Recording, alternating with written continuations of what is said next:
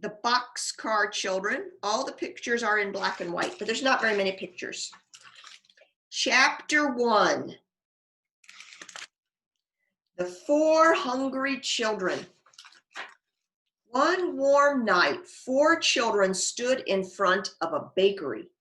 No one knew them. No one knew where they had come from. The baker's wife saw them first as they stood looking in the window of her store. The little boy was looking at the cakes. The big boy was looking at the loaves of bread. And the 2 girls were looking at the cookies. Now, the baker's wife did not like children. She did not like boys at all. So she came to the front of the bakery and listened, looking very cross.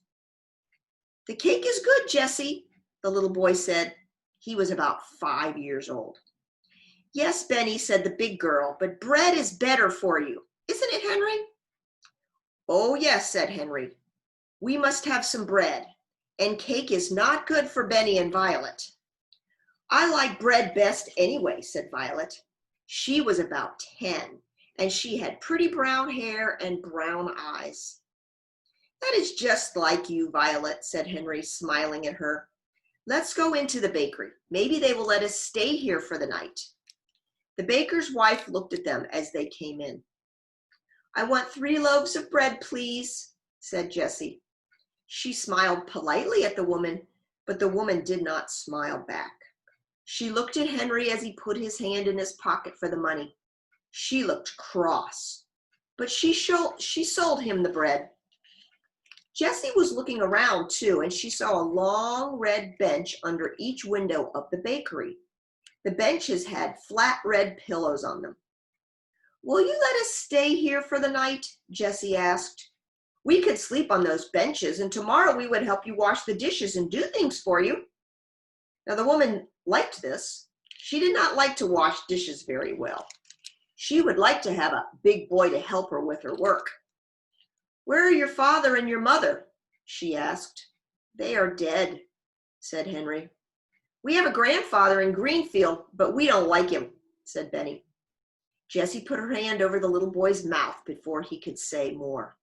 "Oh, Benny, keep still," she said. "Well, why don't you like your grandfather?" asked the woman. "He is our father's father, and he didn't like our mother," said Henry, "so we don't think he will like us either. We are afraid he will be mean to us." "Did you ever see him?" asked the woman. "No," answered Henry. "Then why do you think he would be mean to you?" asked the woman. "Well, he never came to see us," said Henry. "He doesn't like us at all." "Where did you live before you came here?" asked the woman. But not one of the 4 children would tell her. "We'll get along all right," said Jessie. "We want to stay here for only one night."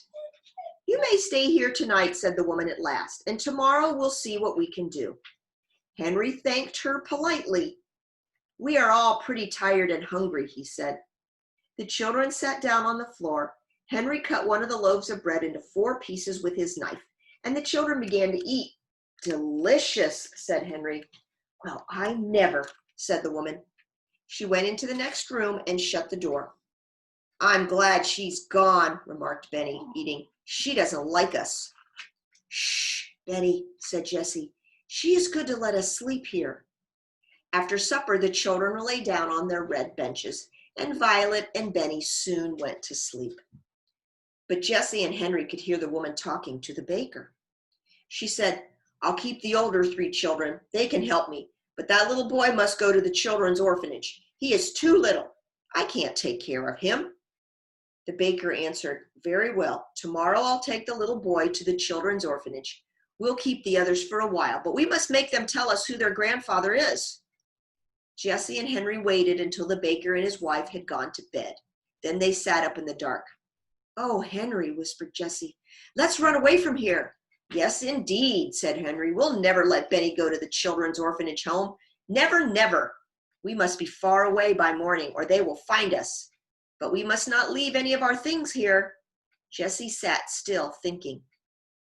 "Our clothes and a bar of soap and towels are in the big laundry bag," she said. "Violet has her little work bag, and we have 2 loaves of bread left. Do you have your knife and your money?" Yes, said Henry, I have almost $4. You must carry Benny, said Jessie. He will cry if we wake him up. But I'll wake Violet. Shh, Violet, come. We're going to run away again. Here's some pictures. If we don't run away, the baker will take Benny to the children's orphanage home in the morning. The little girl woke up at once. She sat up and rolled off the bench. She did not make any noise. What shall I do? She whispered softly. Carry this, said Jessie. She gave her the work bag. Jessie put the 2 loaves of bread into the laundry bag, and then she looked around the room. All right, she said to Henry, take Benny now. Henry took Benny in his arms and carried him to the door of the bakery. Jessie took the laundry bag and opened the door very quietly. All the children went out quietly. They did not say a word. Jessie shut the door, and then they all listened. Everything was very quiet, so the 4 children went down the street. That's the end of the first chapter. I'm going to read one more chapter. This one is called Night is Turned into Day. So far it's kind of scary. It gets better. Soon the children left the town and came to a road.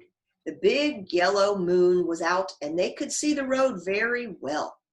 We must walk fast, said Henry. I hope the baker and his wife don't wake up and find us gone.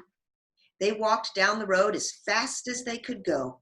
How far will you carry Benny? Asked Violet. Oh, I can carry him a long way, replied Henry.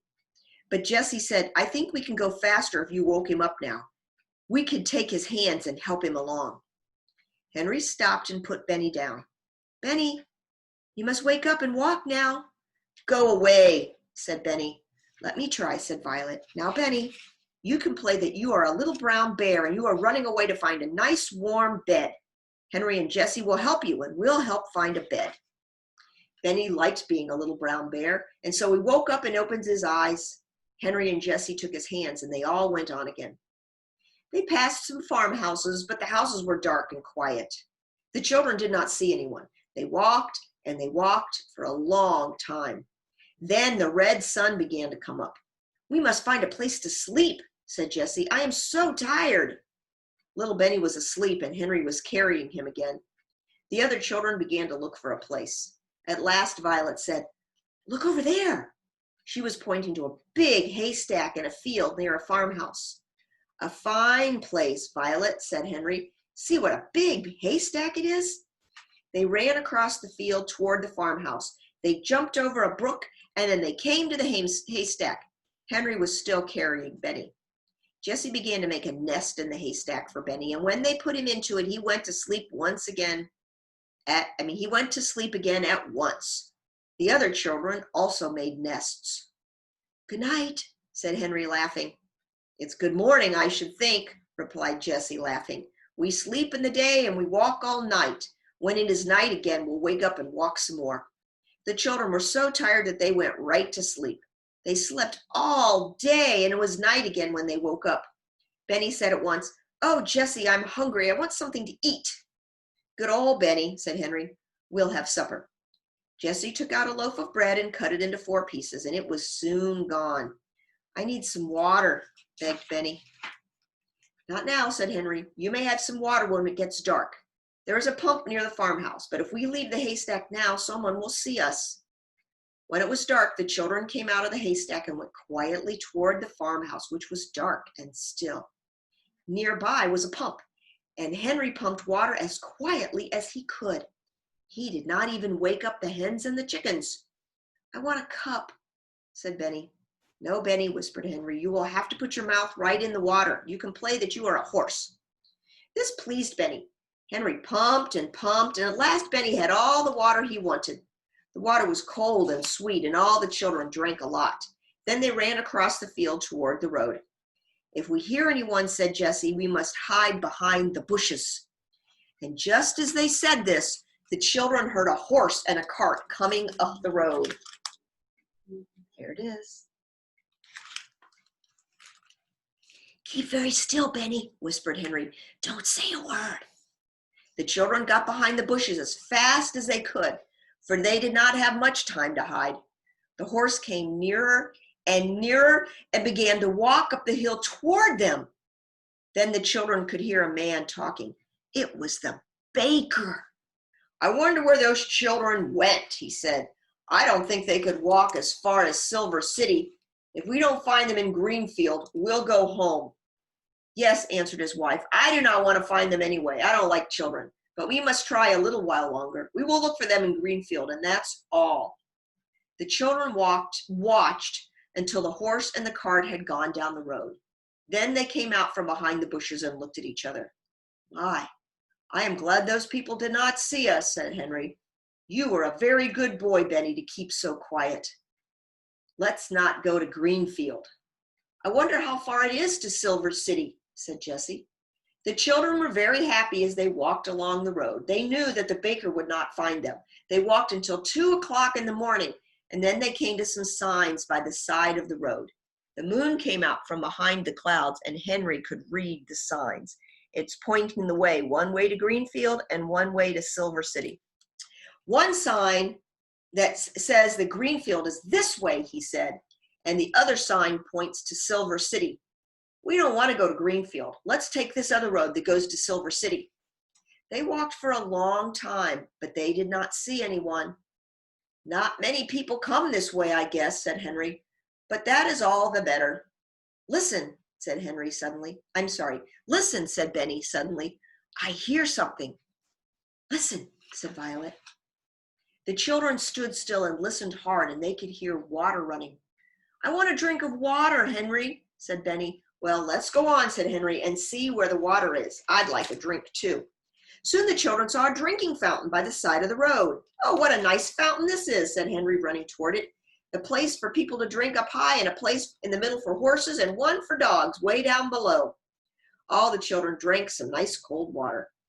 Now I want to go to bed, said Henry. Jessie laughed. You can go to bed very soon.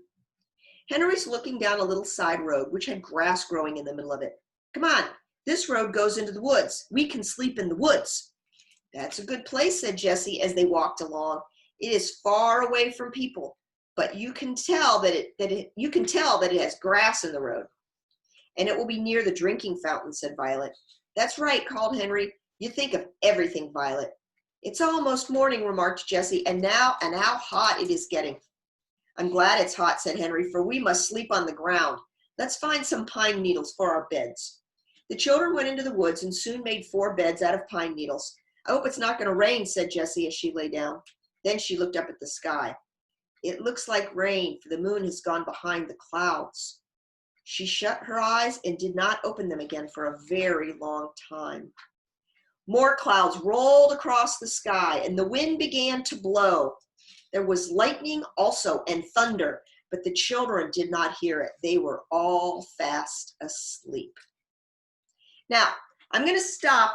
I'm going to read a little bit more of this chapter, but not the whole thing, because I want you to figure out, to see why they called this book The Boxcar Children. Chapter 3, A New Home in the Woods.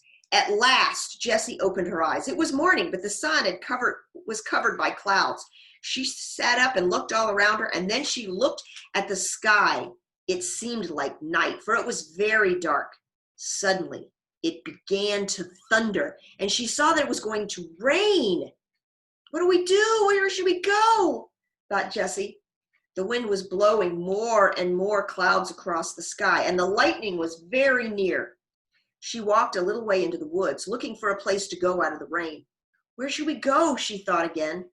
But then she saw something ahead of her in the woods. It was an old boxcar. Now, a boxcar is one of the things on a train. I'll show you the picture. So like a part of a train, and if you see the train, it has a door right there in the middle. And they use it to carry things on the train. But it was an old boxcar. What a good house that'll be in the rain, she thought. She ran over to the boxcar. There was no engine, and the track was old and rusty. It was covered with grass and bushes because it had not been used for a very long time. It is a boxcar, Jessie said.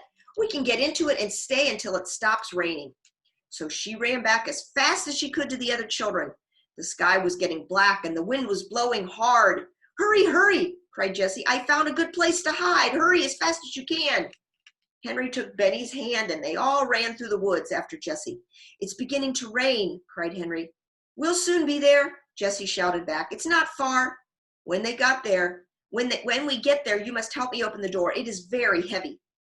The stump of a big tree stood under the door of the boxcar and was just right for a step. Jessie and Henry jumped up on the old dead stump and rolled back the heavy door of the car. Henry looked in. There is nothing in here, he said. Come, Benny, we'll help you up. Violet went in next, and last of all, Jessie and Henry climbed in. They were just in time. How the wind did blow. They rolled the door shut, and then it really began to rain. Oh, how it did rain. It just rained and rained and rained.